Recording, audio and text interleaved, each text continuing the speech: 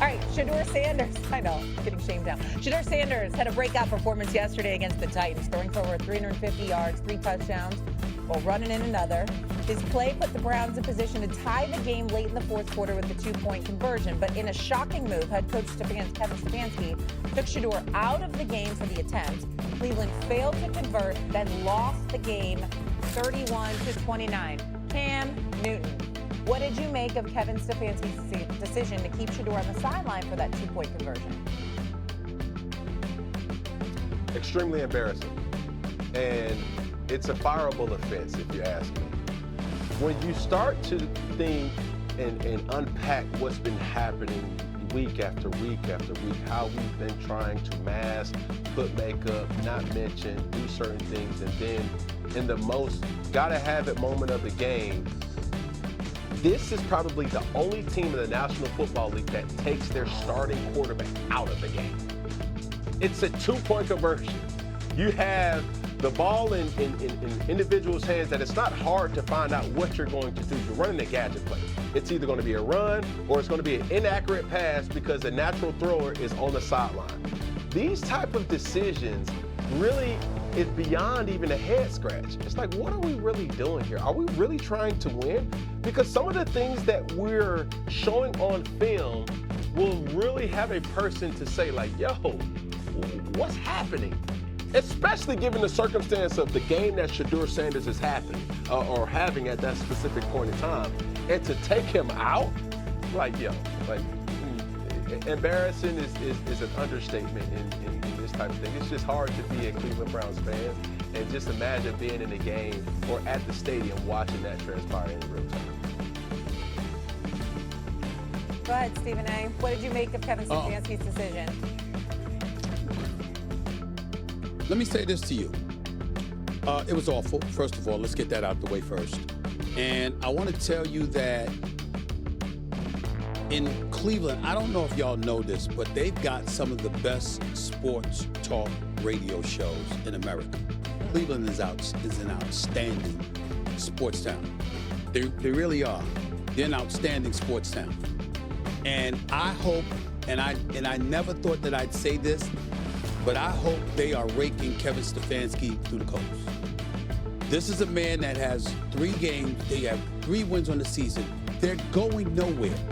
The only interest that the team garners outside of watching the greatness of Myles Garrett is watching Shedeur Sanders and seeing how he develops, putting him in every situation imaginable and coming to a conclusion about that to decide whether or not you have a quarterback for next year or whatever, unless you're going to totally rely on Deshaun Watson coming back.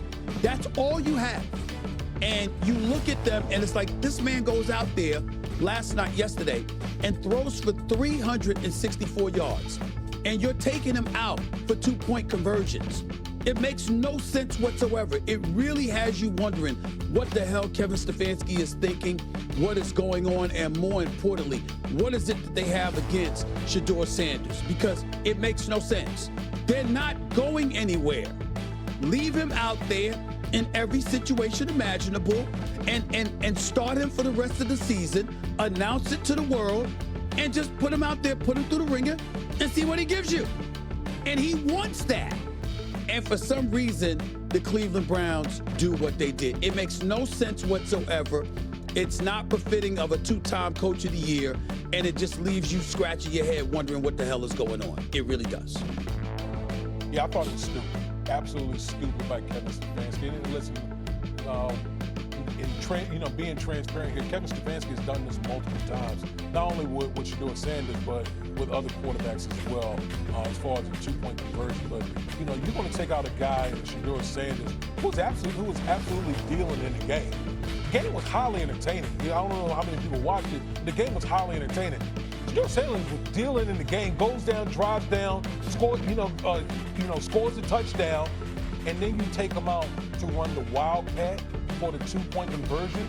Really? You're going to take the ball out of this young man's hand, who was clearly in the groove in the game, to run a wildcat? I think like that only what it does in that situation, it only fuels what the perception of how people perceive the relationship between Kevin Stefanski and Shedeur Sanders in this situation. You're not doing anything to help yourself if you're Kevin Stefanski by running a nonsense type of play in that situation, in my opinion. I guess I just don't understand what's the point of it. Like, just to have us discuss it further? Like, to Stephen A's point answer, I don't understand the rationale at all. Unless Taysom Hill is in there going to run something for you, like how the Saints used to do back in the day. Like, I just don't even understand why they would do that. Okay, let's move on. It's time for our DraftKings Cover 3 parlay. We've got 3 picks for tonight's game. Stephen A, you're going to go first here. You're going with A.J. Brown having 5 or more receptions. Why are you feeling good about this tonight? Because I think that, you know what, you targeted him last game, even though you didn't end up winning. The reality is that he's a stud. He's going up against the Chargers, and you're going to need him to win on the road at SoFi Stadium tonight. So I'm going with him because I think he's the guy. I think that Jalen Hurts will be looking for him often. Damian, you're taking Justin Herbert to rush for at least 20 yards. Why? I am, because I think, you know, listen, this game is in Los Angeles, but it's going to feel like a home game with the Eagles, and there's going to be crowd noise. There's the Los Angeles Chargers offensive line is battered, and I think Justin Herbert is going to have to make plays with his leg in this situation. So 20 yards rushing by Justin Herbert, I can easily see him surpassing. Chargers fans don't normally show up. Eagles fans like to travel. So I will go with Saquon Barkley to rush for 70 or more yards. He's due. He's due to have a breakout game like this. Middle of the path is the Chargers rush defense. He can get his tonight. As you said, I think it'll feel more like a Philadelphia game in LA as opposed to a Chargers home game. So I'm going with Saquon to have a good game tonight. They need it. Go ahead.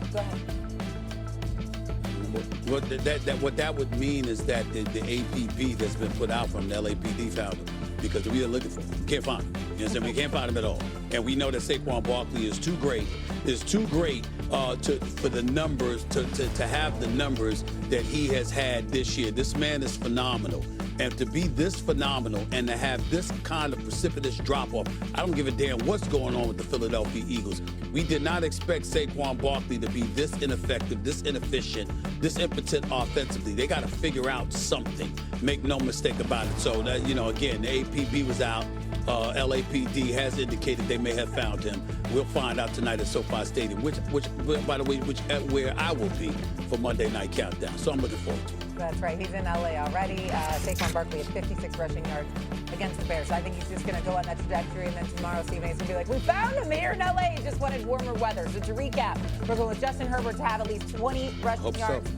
A.J. Brown to have at least 5 catches, and then Saquon to have at least 70 rushing yards. You like these picks? Put them into a parlay for you on DraftKings Sportsbook. Just open up the app, look for the First Take Cover 3 parlay. It's right there on the homepage for you. Coming up on First Take, Caleb Williams made a clutch mistake when the Bears needed him most. Has our belief now in Caleb Williams, the Chicago Bears quarterback, changed? Plus, the college football playoff will be played without Notre Dame in it. And the Irish declined to play in a bowl game as well. We like to call. Talk more about it next. This is First Take.